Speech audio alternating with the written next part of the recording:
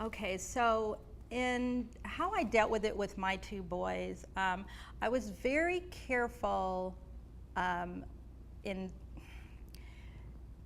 deciding really not to tell them right away, when I first, found the lump, or, that it might be cancer, because, 2 years before that, they had lost their grandmother, and then 2 years prior to that, they had lost their great grandmother.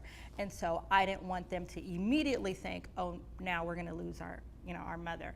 And my youngest was, just entering first grade, and my oldest one was 15. So they both were at very, vulnerable ages, and I didn't want them to be afraid of losing me. So I really didn't share with them what I was going through until I was going, till the day before I was going into surgery. And I told them, I just said, look, I have a little lump here, and I'm going to go in and have it removed, and I'll be fine. And luckily, I went in for surgery in the morning, and I came home the same day, so they were able to see that,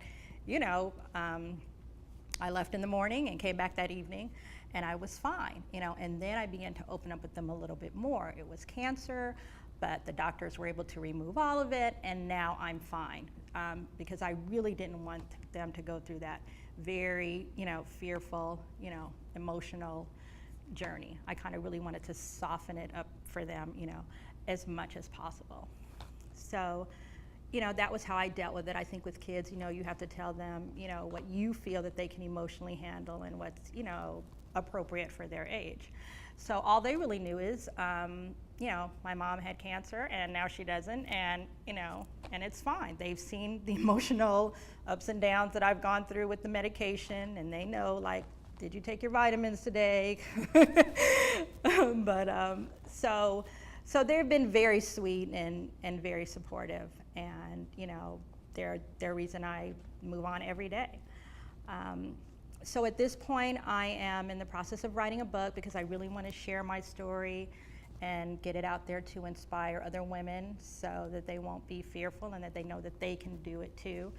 And I'd like to find a way to spotlight women who are at different, various points in their journey, because oftentimes you hear about people who, oh, I found out I had, breast cancer, and I had a double mastectomy, and now I'm fine. And there's so much that goes on in the journey along that way. So I'd like to find a way to kind of spotlight that and bring that forward, because a lot of people are in the middle of going through that process, and they may feel alone, or they may feel isolated, and they might just feel like, how do I get through? Where do I go for a source of information, that will help me?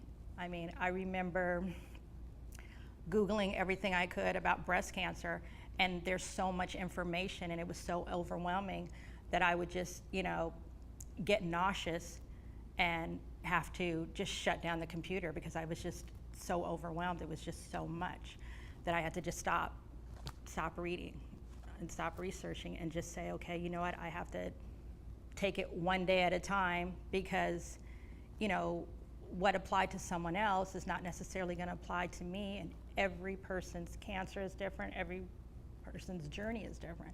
So I just had to take it one day at a time and just deal with what was the truth for me. And that's how I got through.